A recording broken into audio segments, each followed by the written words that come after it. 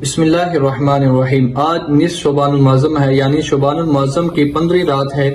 آج کی رات آپ نے لوگوں کی باتوں میں آ کر ہرگز اپنی رات کو ضائع نہیں کرنا، کہ جو یہ کہتے ہیں کہ یہ رات کو عبادت کرنا، یعنی شعبان المعظم کی 15 رات کو عبادت کرنا، یہ کہیں سے ثابت نہیں ہے، یہ محض ایک بدعت ہے۔ تو آپ نے ہرگز ان کی باتوں میں نہیں آنا۔ میں آپ کو صرف ان لوگوں کے لیے آپ کو ایک حدیث پاک پیش کرتا ہوں۔ ترمذی شریف کی حدیث پاک ہے، سیاستہ کی یہ حدیث پاک ہے، اور اس کے راویہ بھی حضرت عائشہ صدیقہ رضی اللہ تعالی عنہا آپ ہیں۔ آپ فرماتی ہیں کہ ایک رات میں نے آپ کو شعبان المعظم کی یعنی 15 رات کو میں نے آپ علیہ السلام کو اپنے بستر پہ نہیں پایا۔ میں آپ کو تلاش کے لیے باہر نکلی تو آپ جنت البقیع میں موجود تھے۔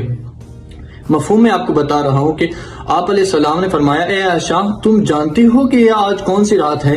آپ نے فرمایا کہ اے عائشہ آج یہ وہ عظیم اور برکت والی رات ہے کہ اللہ تعالیٰ آج کی رات بنو کلب کی بکریوں کی بالوں کی تعداد سے زیادہ لوگوں کی مغفرت فرماتا ہے۔ یعنی یہاں پہ کثرت مراد لی جا رہی ہے، کیونکہ اس وقت بنو کلب کا جو قبیلہ تھا سب سے زیادہ بکریاں ان کے پاس تھیں۔ اس حوالے سے ایک اور حدیث مسند احمد کی حدیث ہے، آپ علیہ السلام ارشاد فرماتے ہیں کہ شعبان المعظم یعنی نصف شعبان المعظم کو اللہ تبارک و تعالی ہر بندے کو معاف کر دیتا ہے، ہر بندے کی توبہ اللہ تعالیٰ قبول فرما لیتا ہے، سوائے اس کے کہ جو کینہ رکھتا ہے، بغض رکھتا ہے، والدین کا نافرمان ہے اور شرک کرنے والا ہے۔